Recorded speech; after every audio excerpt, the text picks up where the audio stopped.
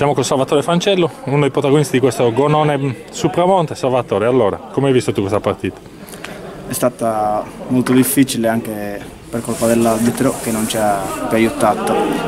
Era una partita normale, diciamo, tiri da una parte e dall'altra, abbastanza equilibrate. Un po' troppo di nervosismo, forse? Sì, molto, perché l'arbitro ha sbagliato troppo.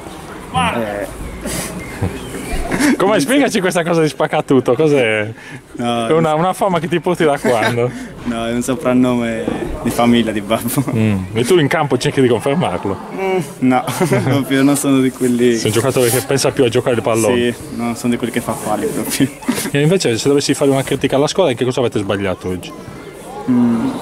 Forse abbiamo dato troppo spazio in attacco a loro. Tipo io facciamo nel cross, colpa mia che non ho marcato bene Antonio, quindi è stato un gol abbastanza colpa mia, un errore a centrocampo. Ma la Folgori rispetto a voi che cosa c'ha in più?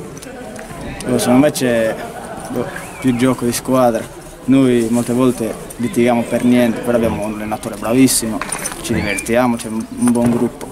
Adesso dipende anche, ci sono ancora 7 partite, possiamo ancora provare a vincere il campionato. Salvatore, quali sono i giocatori più interessanti che hai visto in questo campionato? Della nostra squadra o delle altre squadre?